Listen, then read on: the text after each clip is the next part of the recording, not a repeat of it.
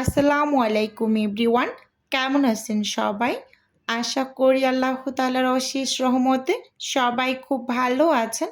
আলহামদুলিল্লাহ, আমিও ভালো আছি। স্বর্ণাস কিচেনে সবাইকে আরও একবার ওয়েলকাম করছি নতুন একটি রেসিপি দেখার জন্য। তো আজকে শেয়ার করব চিকেন আলুর চপের রেসিপি। আশা করি রেসিপি ভালো লাগবে। তো প্রথমেই এখানে আমি আলু সেদ্ধ করে নিয়েছি। ৪টা মাঝারি সাইজের আলু সেদ্ধ করে একদম গরম গরম অবস্থাতেই ম্যাশ করে নিয়েছি, দেখতেই পাচ্ছেন। আর কোনো টাইপের দলা দলা শক্ত অংশ কিন্তু নেই। তো এভাবে করে কিন্তু ম্যাশ করে নেবেন। গরম অবস্থায় ম্যাশ করে নিলে হয় কি, কোনো গোটা গোটা অংশ থাকে না, একেবারেই মিহিভাবে হয়। সেই সাথে এখানে আমি চিকেন নিয়েছি সেদ্ধ করা ১ বাটি। চিকেনটা একটু আস্ত আস্ত নিয়েছি, দেখতেই পাচ্ছেন। আর এই চিকেনটাকে আমি সেদ্ধ করে নিয়েছি।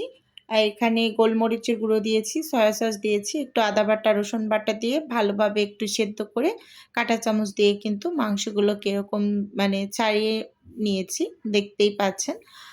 আর সেই সাথে এখানে ২টা কাঁচামরিচ কুচি দিয়ে দিলাম, কাঁচা পাকা। আর মাংসগুলোকে কিন্তু একটু এভাবে আস্তে আস্তে নেওয়ার ট্রাই করবেন। তো এই পর্যায়ে এখানে 1/2 চা চামচ আমি দিয়ে দিলাম ভাজা জিরার গুঁড়ো। আর সেই সাথে এখানে 1/2 চা চামচের থেকেও কম করে দিয়ে দিচ্ছি গরম মশলার গুঁড়ো। এবং একটু টেস্ট বাড়ানোর জন্য এখানে আমি একেবারে সামান্য একটু কাবাব মশলা ব্যবহার করেছি। এবং সেই সাথে এখানে একটু অরিগানো দিয়ে দিচ্ছি। এতে টেস্ট খুবই ভালো আসে, আপনারা ট্রাই করতে পারেন। ভীষণ ভালো লাগে খেতে, খুব সুন্দর একটা ফ্লেভার পাওয়া যায়। এবং একেবারে সামান্য একটু ধনিয়া গুঁড়ো দিয়েছি। এবার দিয়ে দিচ্ছি এখানে আমি টালা মরিচের গুঁড়ো। এটা আমি মরিচগুলোকে শুকনো খোলায় টেলে তারপর কিন্তু ব্লেন্ডারে একদম ব্লেন্ড করে আমি সংরক্ষণ করি। হয়তোবা যারা আমার পুরনো ভিডিও দেখেছেন তারা হয়তোবা জানেন। এখানে আমি ম্যাগি মশলা দিয়ে দিলাম ১ প্যাকেট এবং সেই সাথে দিয়ে দিচ্ছি এখানে ধনিয়া পাতা কুচি। আর এই খাবারগুলো যে আপুর জন্য আমি রেডি করছি, তো আপু ভীষণ ধনিয়া পাতা পছন্দ করে, তো উনি ওনার সব খাবারগুলোতেই ধনিয়া পাতার পরিমাণটা একটু বেশি দিতে বলেছে। এখানে আমি দিয়ে দিলাম কিছু পেঁয়াজ ব্রেস্তা আর একটা কাঁচা ডিম অ্যাড করেছি। তো সব কিছু খুব সুন্দরভাবে কিন্তু আমি মেখে নিয়েছি। তো এতটুকু অংশ আমার ভুলবশত স্কিপ হয়ে গিয়েছে, তো সেজন্য কিন্তু অনেক বেশি দুঃখিত। আমি আপনাদের সাথে একদম শেয়ার করতে পারিনি, কেনই জানো এতটুকু অংশ আমার মোবাইলে ক্যাপচার হয়নি। তো যাই হোক, সব কিছু কিন্তু খুব সুন্দরভাবে হাত দিয়ে যে মেখে এখন আমি হাতটাকে খুব ভালোভাবে একটু ক্লিন করে ২ হাতে আমি তেল মেখে নিয়েছি। এবার আমি এখানে এই যে চপগুলোকে বানিয়ে নেব। আর এই চপটাকে কিন্তু অনেকে চিকেন আলুর কাবাবও বলে, কিন্তু আমি তো চিকেন আলুর চপ হিসেবেই জানি। অনেককে দেখেছি চিকেন আলুর কাবাবও বলতে, কিন্তু এটা আমার কাছে চিকেন আলুর চপ হিসেবেই খেতে বেশি ভালো লাগে। আর এটা কিন্তু অনেকেই আপনার বেসনে চুবিয়েও ভেজে খেয়ে থাকেন, কিন্তু আমি সবসময় ব্রেড গামে কোটিং করে ভেজে থাকি, তাহলে আমার কাছে বেশি ভালো লাগে, একটু বেশি মুচমুচে হয়। আর এই কাবাবটা একটু ভেজে নিতে হলে আপনাকে একটু সাবধানতা অবলম্বন করতে হবে, অনেকগুলো একসাথে দিয়ে ভেজে নেওয়া যাবে না। ৩টা বা ৪টা হাইয়েস্ট একসাথে দিয়ে তারপর ভেজে নিতে হবে। গাদাগাদি করে যদি আপনি ভেজে নিতে যান তাহলে কিন্তু একেবারে পারফেক্টলি ভেজে নিতে পারবেন না, যেহেতু এখানে ভিতরে কাঁচা ডিম অ্যাড করা আছে। তো একটু সময় নিয়ে আস্তে ধীরে ভেজে নিতে হবে, তাহলে খেতে কিন্তু খুবই ভালো লাগে। তো সেদিকটা কিন্তু অবশ্যই আপনাদের খেয়াল রাখতে হবে। যে কোনো কিছুই ভেজে নেওয়ার সময় যদি আপনি একসাথে অনেকগুলো দিয়ে দেন তাহলে কিন্তু সেই জিনিসটা খুব সুন্দরভাবে ভেজে নিতে পারবেন না। তো এরকমই আর কি। তো এই যে এখানে কিন্তু সবগুলোকে সুন্দরভাবে বানিয়ে যে আপনাদের একটু দেখিয়ে দিচ্ছি।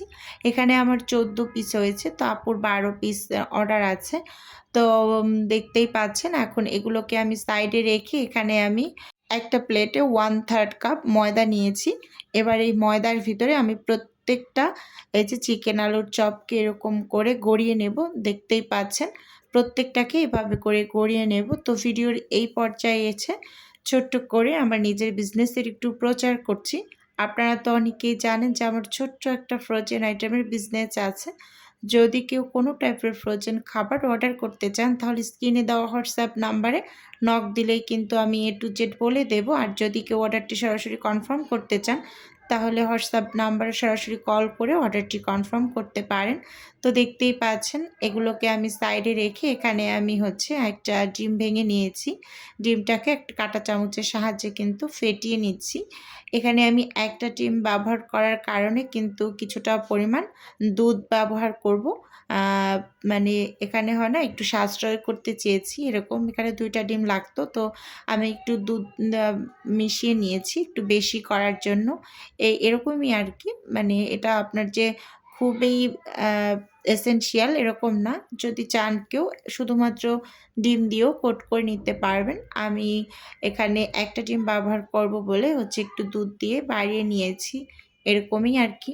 তো দেখুন এবার হচ্ছে এই যে আলুর চপগুলোকে আমি এই ডিমের মিশ্রণে হচ্ছে চুবিয়ে তারপর কিন্তু এই ব্রেড গামের ভিতরে গড়িয়ে নিচ্ছি।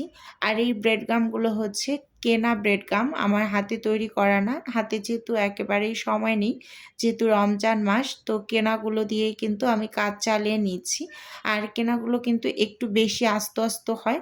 সেজন্য কিন্তু আমি ব্লেন্ডারে হালকা করে একটু ঘুরিয়ে তারপর কিন্তু এই যে এগুলোকে কোট করে নিচ্ছি। একটা, একটা করে কিন্তু এখানে সবগুলোকে এভাবে কোট করে নেব। আমার কাছে কেনা ব্রেড গাম ব্যবহার করার থেকে আমি যে হাতে তৈরি করে ব্রেড গাম বানাই, তো ওইটা আমার কাছে ব্যবহার করতে বেশি ভালো লাগে। যেহেতু একটু ব্যস্ত রমজান নিয়ে, তো সবকিছু মিলিয়ে আসলে তৈরি করতে পারছি না। আমি যেহেতু ভিডিও কিন্তু কয়েকদিন পর পরই আপলোড করছি। আপনারা খেয়াল করলে বুঝতে পারবেন। শুধুমাত্র একটু ব্যস্ততার কারণে। কারণ রমজান মাস তো শুধু ১ মাস, আর বাকি মাসগুলোতে ভিডিও করার অনেক সুযোগ পাবো আল্লাহ যদি বাঁচিয়ে রাখেন। তো সেজন্য সবকিছু মিলিয়ে একটু ব্যস্ত। যাই হোক, তো আজকের ভিডিও আপনাদের কাছে বন্ধুরা কেমন লেগেছে চাইলে অবশ্যই কমেন্টস করে জানাতে পারেন। তো এখানে কিন্তু আমি সবগুলোকে কোটিং করে নিয়েছি ব্রেড গামে। এবার হচ্ছে এগুলোকে আমি ফ্রোজেন হতে দিয়ে দেব। তো এই আপুর অনেকগুলো খাবার অর্ডারে আছে। তো এগুলো কিন্তু আস্তে, আস্তে করে রেডি করছি। তারপর কিন্তু ইনশাআল্লাহ ডেলিভারিটা করে দেব সবগুলোকে এক, এক করে রেডি করে। তো আপনারা কিন্তু এরকম করে আলুর চপটা তৈরি করে তারপর কিন্তু এই যে এই অবস্থায় ফ্রোজেন করে অনেকদিন রেখে খেতে পারবেন। তো আজকের ভিডিও বন্ধুরা এ পর্যন্তই রাখছি। দেখা হবে নতুন ভিডিও।